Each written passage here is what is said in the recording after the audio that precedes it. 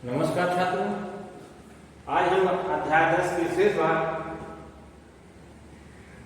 को पढ़ने जा रहे हैं। कक्षा 10वीं सामाजिक विज्ञान विषय अध्याय 10 स्वतंत्रता आंदोलन में मध्य प्रदेश का योगदान के शेष भाग को पढ़ेंगे। इसमें है 10.4 भारत छोड़ो आंदोलन। मध्य प्रदेश में भारत छोड़ो आंदोलन के समय क्या क्या घटनाएं हुई, इस चीज की जानकारी आज हम लेंगे। अगस्त 1942 में देश के राजनीतिक रंगमंच पर भारत छोड़ो नामक ऐतिहासिक आंदोलन की शुरुआत हुई। 8 अगस्त को भारत छोड़ो प्रस्ताव बंबई में होने वाली अखिल भारतीय कांग्रेस समिति ने पारित किया था। इसमें गांधी जी सहित बड़े बड़े नेता बंदी बना दिए गए थे। ऐसी स्थिति में पंडित रविशंकर शुक्ल, द्वारिका प्रसाद मिश्र सहित मध्य प्रदेश के सभी बड़े नेता दमन के उग्र तांडव का सामना करने के लिए अपने प्रदेश वापस लौट आए। प्रत्येक नगर, तहसील, ग्राम में जनता ने अपने आप को संगठित किया और संघर्ष का सूत्रपात किया। सूत्रपात का अर्थ है संघर्ष की शुरुआत की। और इसमें हमारे मध्य प्रदेश के उस समय पर कई जिलों की जनता ने सहयोग किया, जिसमें से कुछ के नाम हम पढ़ रहे हैं। सागर, होशंगाबाद, छिंदवाड़ा, जबलपुर, मंडला, बैतूल, इन सब जिलों के लोगों ने इसमें सहयोग दिया।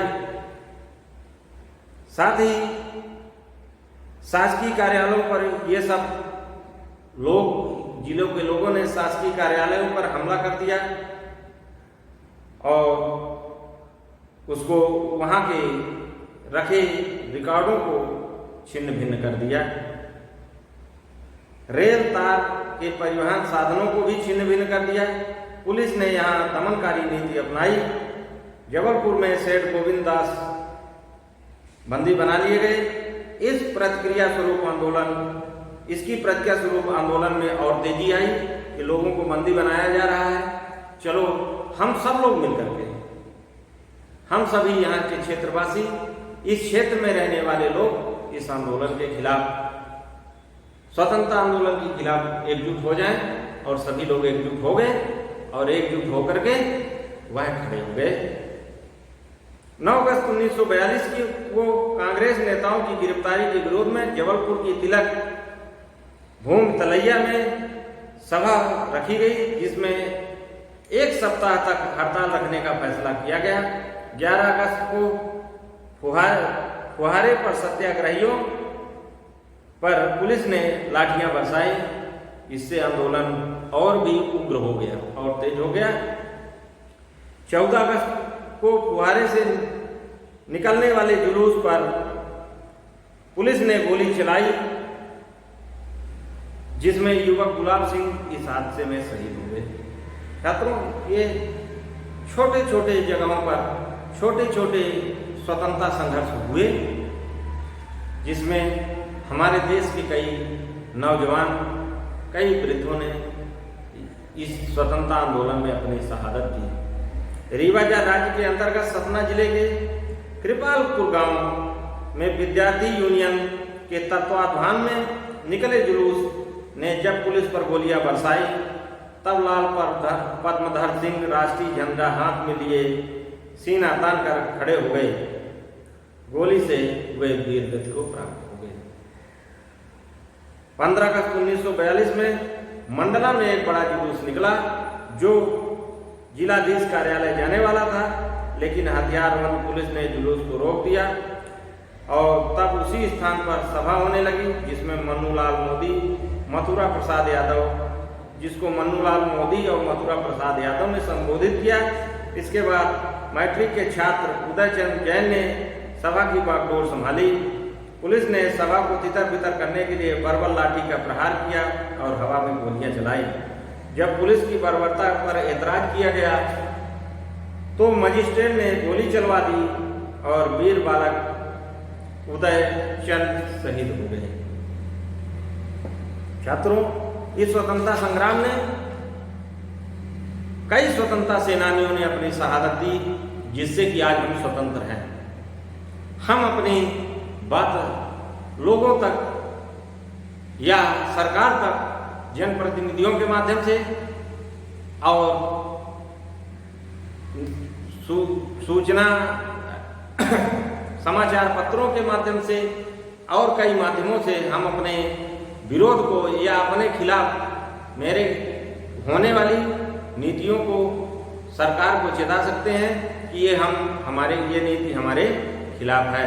उस समय पर ऐसा नहीं था। आज उन्हीं स्वतंत्रता सेनानियों के शहादत की बदौलत हमें स्वतंत्रता मिली और हम सुकून से जी रहे हैं। अब हम 10.5 मध्य प्रदेश में राष्ट्रीय आंदोलन का मुख्य केंद्र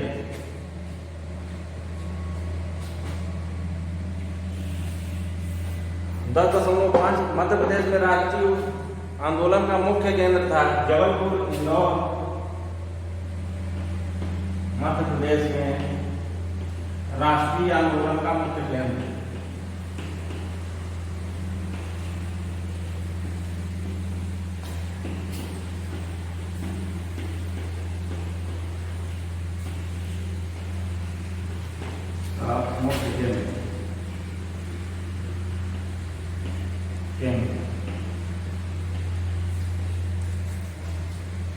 हमारे मध्य प्रदेश में राष्ट्रीय आंदोलन के मुख्य केंद्र रहे जबलपुर, इंदौर, भोपाल, विंध्य क्षेत्र, ग्वालियर। ये सब मुख्य केंद्र रहे। और राष्ट्रीय आंदोलन के समय मध्य प्रदेश की शासन व्यवस्था कैसी थी, हम इसको भी जानेंगे। स्वाधीनता आंदोलन के समय मध्य प्रदेश 2 प्रकार की शासन व्यवस्थाओं से संचालित रहा। जबलपुर, मंडला, सागर, बैतूल, छिंदवाड़ा, होशंगाबाद, खंडवा और इनसे जुड़े हुए इलाके सीधे ब्रिटिश शासन के अंतर्गत थे। यह क्षेत्र मध्य प्रांत के अंग थे।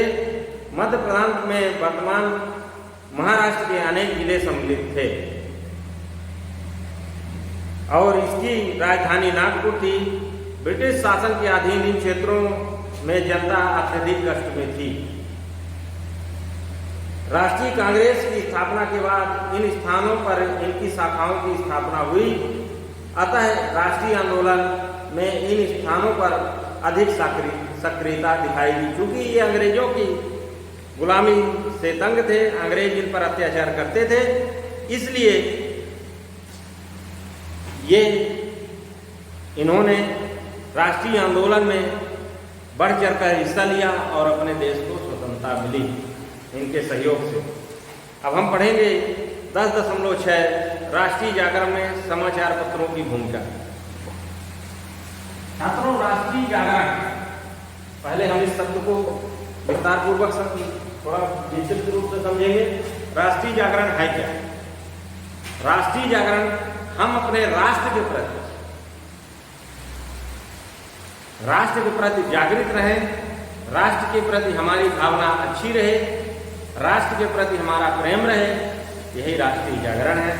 हमें अपने राष्ट्र के प्रति प्रेम करना भी चाहिए। राष्ट्रभक्ति हर मनुष्य में होनी चाहिए कि जिस राष्ट्र में रहते हैं हम उस राष्ट्र का सम्मान करें, उस राष्ट्र की सामग्री का ध्यान रखें और ताकि हमसे उस सामग्री का लाभ हमें मिल सके। अब इसमें राष्ट्रीय जागरण में समाचार पत्रों की क्या भूमिका थी? समाचार पत्र उस समय पर इलेक्ट्रॉनिक मीडिया नहीं था, दूरदर्शन भी था लेकिन बहुत सीमित क्षेत्रों में था। सीमित क्या, सरकारी या जो अंग्रेज अधिकारी थे उन्हीं तक ये सब छोटे छोटे स्तर पर संचालित था। कम्युनिकेशन का अभाव था। उस समय पर छोटे छोटे क्षेत्रों में लोग समाचार पत्रों के माध्यम से इन सब की जानकारी प्राप्त करते थे। समाचार पत्र में किसके द्वारा छापा जाता था? इन्हीं क्रांतिकारियों के द्वारा ही, जो स्वतंत्रता आंदोलन में भाग लिए, इन्हीं लोगों के द्वारा ही समाचार पत्रों की व्यवस्था बनाई हुई थी ताकि उसकी देश की, क्षेत्र की जानकारी लोगों तक पहुंचाई जा सके। अब उस समय पर कौन कौन से समाचार प्रकाशित हुए, थोड़ा सा इसको हम विस्तार से देखते हैं। मध्य प्रदेश में राष्ट्रीय चेतना में वृद्धि के लिए अनेक कारकों का सहयोग रहा। जिसमें समाचार पत्रों की भूमिका महत्वपूर्ण है। राष्ट्रीय आंदोलन के समय लोकमान्य तिलक, महात्मा गांधी, जवाहरलाल नेहरू, मदन मोहन मालवीय आदि नेताओं के आगमन ने राष्ट्रीयता की भावनाओं को बल दिया। उस समय अनेक समाचार पत्र प्रकाशित हुए जिन्होंने ब्रिटिश शासन की अन्यायी एवं दमनकारी नीति से जनता को आंदोलन के लिए प्रेरित किया। इनमें प्रमुख थे कर्मवीर, अंकुश, सुबोध सिंधु, न्याय सुधा, आय वैभव, लोकमत जो जबलपुर से आज भी प्रकाशित होता है, प्रज्ञा मंडल पत्रिका इंदौर, सरस्वती विलास जबलपुर और साप्ताहिक आवाज आदि ये सब मध्य प्रदेश के समाचार पत्र थे। छात्रों, हम अब अगले बिंदु को पढ़ेंगे। 10.7 राष्ट्रीय आंदोलन के समय स्थापित संगठन व संस्थाएं। अब कौन कौन से संगठन स्थापित हुए और कौन कौन सी संस्थाएं थी, इसको राष्ट्रीय आंदोलन के समय इसको हम थोड़ा सा जानेंगे। इस समय पर राष्ट्रीय आंदोलन के दौरान अनेक संस्थाओं ने आंदोलन की गतिविधियों में संलग्न रहते हुए रचनात्मक कार्य भी किए। भारतीय राष्ट्रीय कांग्रेस ने इन संगठनों में अग्रणी भूमिका निभाई। रियासतों में प्रजामंडल तथा सार्वजनिक सेवा संघ प्रमुखता से उभरे। इनके अतिरिक्त समय समय पर ऐसी संस्थाओं एवं संगठनों की स्थापना हुई जिन्होंने रचनात्मक कार्यों में महत्वपूर्ण योगदान दिया। इनमें प्रमुख थे गुरुकुल 1919, हिंदुस्तानी सेवा दल 1931, चरखा संघ, ग्वालियर सेवा संघ, हरिजन सेवक संघ, लोक सेवा संघ, ग्राम कुटीर सेवा, सेवा समिति, सेवा मंडल, ज्ञान प्रकाश मंडल इत्यादि। अनेक राजनीतिक दलों एवं समाजसेवी संस्थाओं का इस समय गठन हुआ, जिनकी रीति नीति कांग्रेस से पृथक थी, परंतु आंदोलन में उनकी उपस्थिति महत्वपूर्ण थी। इस प्रकार राष्ट्रीय आंदोलन के दौरान मध्य प्रदेश की जनता ने जो योगदान दिया वह अविस्मरणीय रहेगा, जिसको भुलाया नहीं जा सकता। धन्यवाद छात्रों।